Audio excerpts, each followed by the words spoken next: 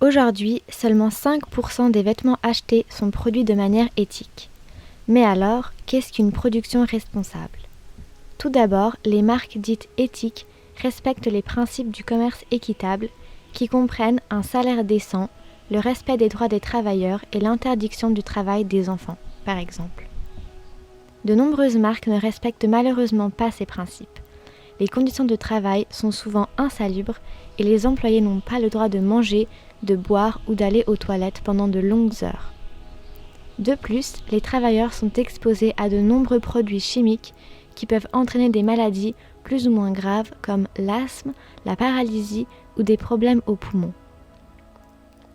Ces mauvaises conditions engendrent aussi des accidents du travail qui peuvent parfois être mortels à cause d'infrastructures de mauvaise qualité ou de manque de précautions. Enfin, les salaires sont très bas, souvent en dessous du seuil de pauvreté, dû au marché ultra compétitif de la mode dans lequel les prix doivent toujours être plus attractifs. En principe, les heures supplémentaires ne sont pas mieux rémunérées. Bonjour à tous, bonjour à l'équipe Oikos. Je suis Cédric Clavière, le country manager de Patagonia Suisse.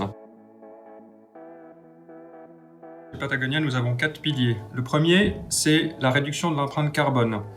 Alors, dans l'empreinte carbone, nous avons 3 différentes manières. La première, c'est le fair trade. Les 3/4 de notre collection est certifié fair trade, c'est-à-dire qu'on paye une taxe sur chaque produit qui est fabriqué et cette taxe est reversée sous forme de salaire additionnel pour les gens qui manufacturent nos produits. Le deuxième action qu'on a pour réduire l'empreinte carbone, c'est d'utiliser des matières recyclées. Enfin, le troisième point fort de notre empreinte carbone s'appelle le Warnwear. C'est une caravane qui fait le tour de l'Europe avec différentes escales et qui permet à n'importe qui de venir donner des vêtements, de les faire réparer et de les récupérer quelques heures plus tard avec une réparation et un vêtement seconde main, réparé et prêt à nouveau être utilisé. Le deuxième pilier, c'est la préservation des espaces sauvages et naturels. Patagonia, c'est avant tout une équipe de personnes qui sont passionnées par les sports outdoor et notre fil conducteur à tous, c'est de pouvoir continuer à jouir de ces espaces naturels. Donc, Patagonia privilégie les activités sans moteur. Le troisième pilier, c'est l'agriculture. Dans l'agriculture, il y a beaucoup de choses, mais Patagonia s'engage sur différents points qui sont finalement des points assez sensibles. Le coton, voilà, on le sait tous, c'est une matière qui est très controversée puisque il pollue énormément dans l'industrie textile. Mais Patagonia s'engage avec du coton organique et régénératif à travailler avec plus de 1000 petites fermes de moins de 2 hectares pour justement éviter des immenses entreprises cotonnières.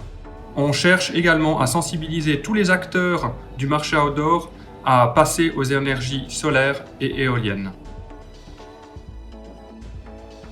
Une démarche durable, c'est simplement qu'on veut montrer l'exemple.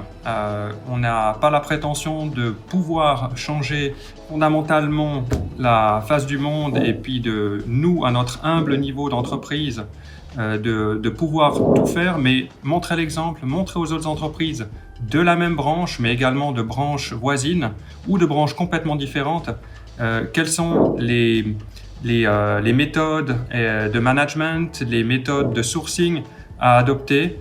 Et ensuite, le but, c'est de se faire copier. Là, on est les plus heureux si des entreprises nous copient et tombent dans la même authenticité que nous et le même engagement, finalement, à vouloir protéger ces espaces naturels.